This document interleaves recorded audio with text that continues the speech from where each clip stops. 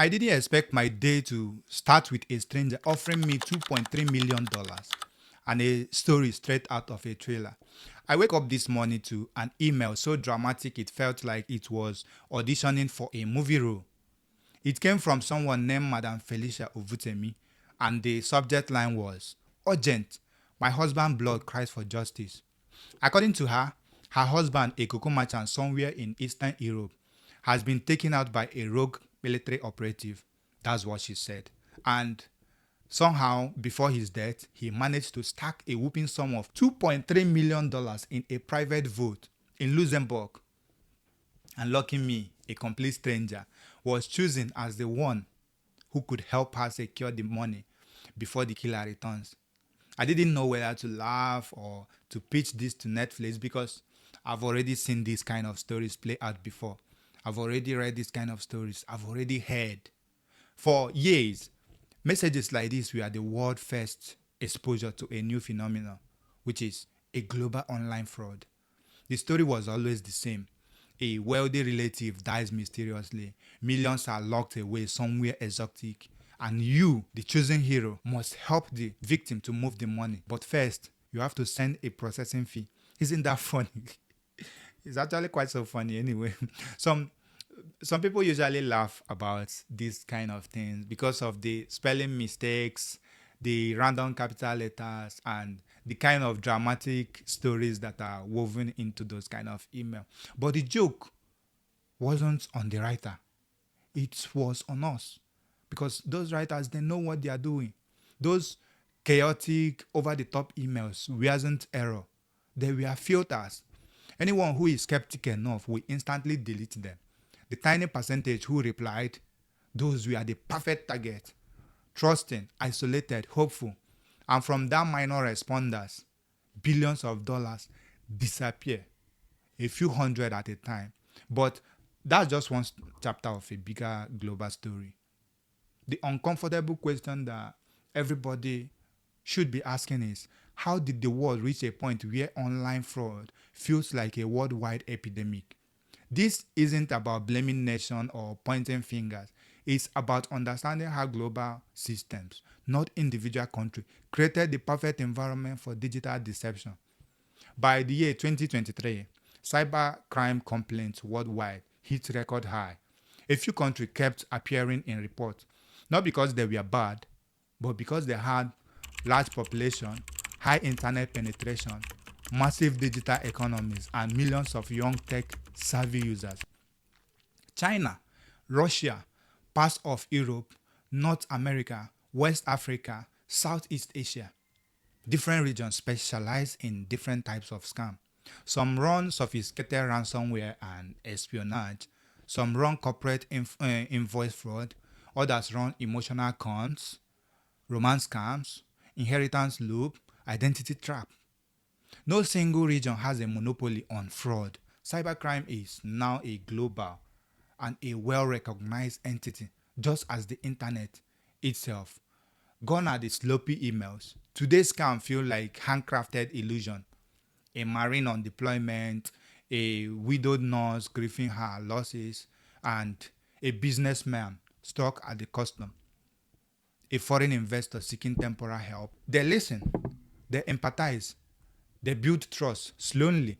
Then comes the sudden crisis, a medical bill, a visa problem, a business emergency. People send them money not because they are foolish, but because they are human. Other groups runs business email compromise scheme, fake CEOs, fake suppliers, fake contracts. Entire corporation, banks, city government, universities have all fallen for all this kind of scam. One South American bank even lost over $2 million to a project that never exists. This is not petty crime. This is a global industry. The rise of modern scamming isn't about nationality, it's about condition.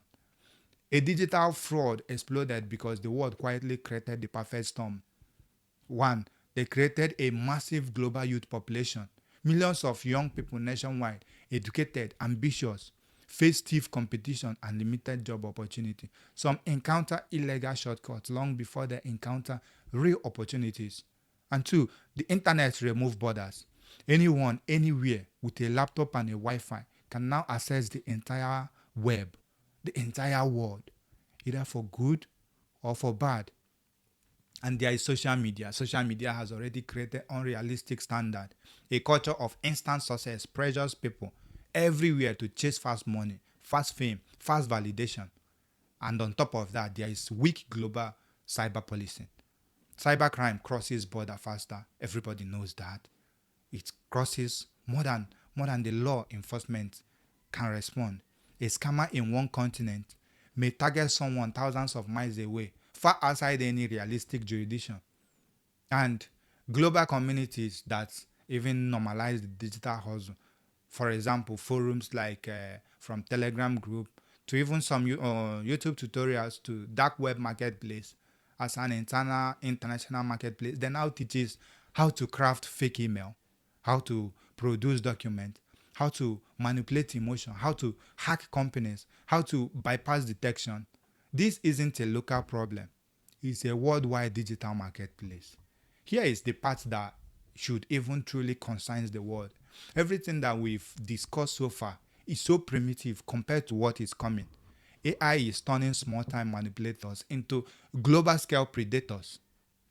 Deepfake romance partners, AI-generated families and identities, instant voice cloning, fake job interviews, imitation of bank apping, and love bots that message like real human being, and also personalized psychological profiling.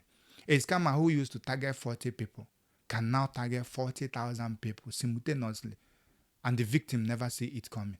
Imagine a beautiful woman who doesn't exist, a soldier with a clone voice, a bank manager who knows your hometown, your school, your pet name, because AI scraped it from your social media, and the human brain cannot tell the difference. So, what can we do to stop this? Is it even possible?